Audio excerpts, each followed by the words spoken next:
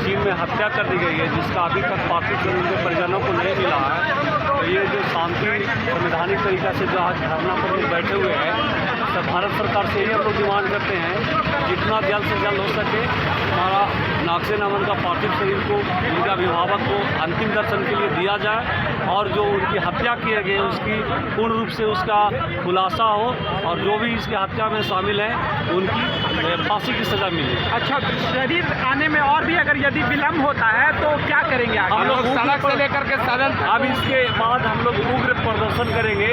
पूरे जो दलित समुदाय के हम लोग हैं और लोगों से हम लोगों का समर्थन मिल रहा है, सारों लोगों से समर्थन लेकर और पूरे दलित समुदाय आकर पूरे गया को चक्कर हम जाम कर देंगे। हम लोग पीछे हटने वाले नहीं हैं। एक दलित छात्र होने के नाते यही अगर कोई फॉरवर्ड का व्यक्ति होता और जनरल कैटेगरी का आदमी होता तो आज सरकार तुरंत एक्शन लेके और मंगाता, लेकिन एक दलित समुदाय के होने के नाते हमारे जो नागसेन अमन का है जो पार्थिव शरीर को नहीं मंगाया जा रहा है, इसमें हम सबसे बड़ी जवाबदेही सरकार को मानते हैं, और खासकर बिहार सरकार भी किसी प्रकार की दिलचस्पी नहीं दिखा रही है। तो सरकार के खिलाफ भी प्रदर्शन करेंगे आगे?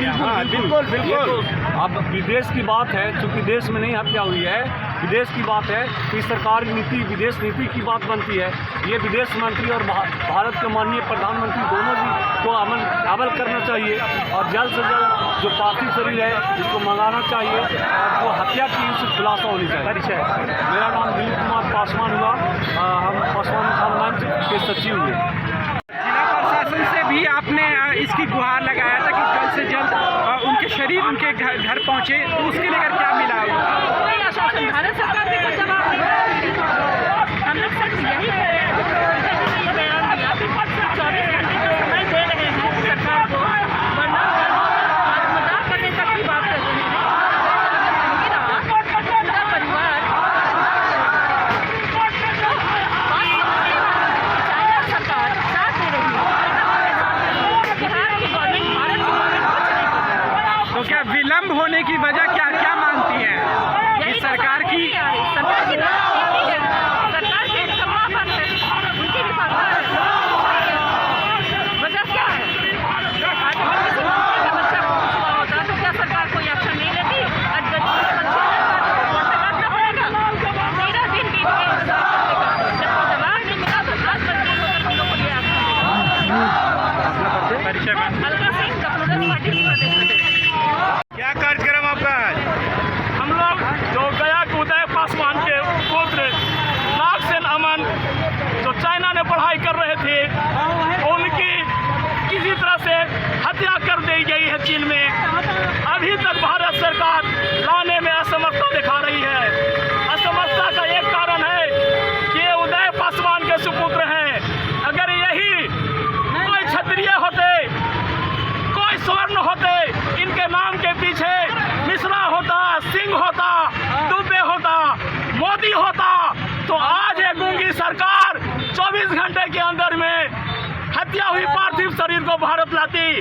पर एक दलित है, दलित के बेटा अगर बिजनेस मैनेजमेंट विदेश में जाके करता है तो यहाँ के पूंजीपति सरकार, यहाँ की निकम्मी सरकार दलितों की, गरीबों की आगे बढ़ने देखने नहीं चाहती है, और साजिश के तहत हमारे पुत्र को विदेश में हत्या हो जाती है। इसके बावजूद इस देश के राष्ट्रपति एक दलित हैं, इस देश के प्रधानमंत्री एक ओबीसी मोदी है, लेकिन फिर भी दलितों के ऊपर अत्याचार देश से लेकर विदेश तक हो रहा है।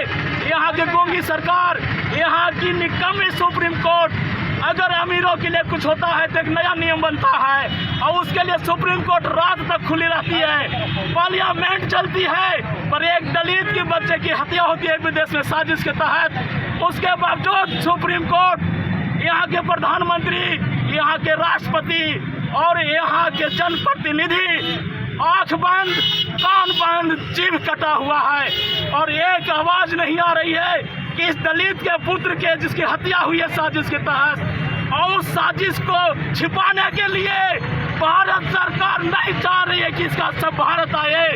इसलिए हम भारत सरकार से ये 24 घंटे की पूरे दलित समाज पूरे भारत से हम लोग के संपर्क कर रही है। और अगर 24 घंटे में भारत सरकार एक दलित की छात्र की हत्या हुई है और इसमें नहीं अमल करती है, 24 घंटा में सब नहीं आता है, तो पूरे भारत में दलित तो दलित है, छात्र किसी भी जाति के हैं, किसी भी धर्म के हैं, वो हमसे कांटेक्ट कर रहे हैं। और कल से पूरे भारत में भारत के छात्र एक छात्र होते हैं, वो देश को चलाते हैं, देश की रीढ़ होती है शिक्षा।